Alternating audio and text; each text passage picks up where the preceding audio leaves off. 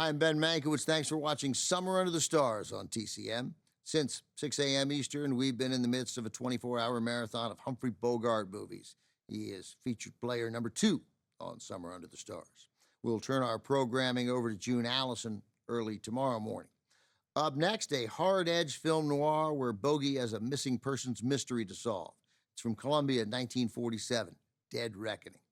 Set shortly after the end of World War II, told mostly in flashback, Bogart and a fellow paratrooper, he's played by William Prince, are summoned to D.C. They'll be honored for their heroism during the war.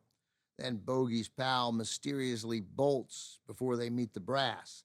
He just disappears. Every film noir worth its salt needs a femme fatale, and Dead Reckoning has one of the most reliable femme fatales to ever slink onto the screen, Lisbeth Scott. She's a seductive singer who might be connected to the Soldiers Disappearing Act.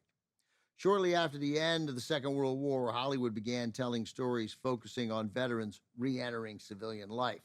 War films no longer had to be patriotic, flag-waving affairs. They could examine real issues and weave in the challenges these men faced and the resentments they harbored. For example, Bogart's character, who's got a great movie character name, Captain Rip Murdoch, bristles at those who got rich back home while he was risking his life every day jumping out of airplanes into hostile territory. A gangster named Martinelli, in an oily performance by Morris Karnofsky, is one such character. Martinelli flaunts his fancy nightclub and his indulgent lifestyle, as well as an arsenal of weapons. Humphrey Bogart was on loan to Columbia from Warner Brothers, a practice that thrived during the old studio system. It allowed studios to remind the stars who was boss here, and that they, the studios, not the actors, would pocket any extra money ponied up as part of the agreement. Bogart, who had butted heads with studio chief Jack Warner, couldn't do much about it, but he did have the right to pick the film's director. He helped his old pal John Cromwell get the gig.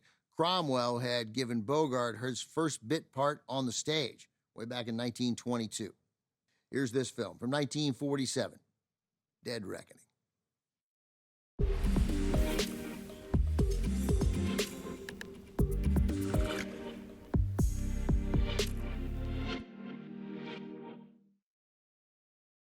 Rita Hayworth, the queen of the Columbia lot, was studio boss Harry Cohn's top choice to play Coral in Dead Reckoning.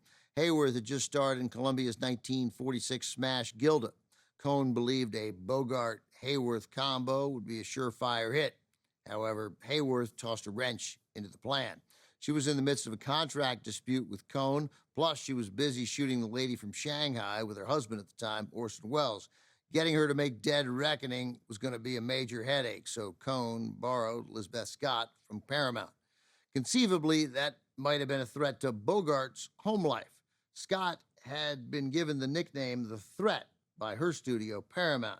Who exactly was she a threat to? Well, if you believe the Hollywood hype, it was another sultry, smoky-voiced actress nicknamed The Look, Lauren Bacall, who happened to be Mrs. Humphrey Bogart. Anyway, nothing happened. There is some suggestion that, if anything, Bogart resented Scott, whom he considered an inferior lookalike to Bacall.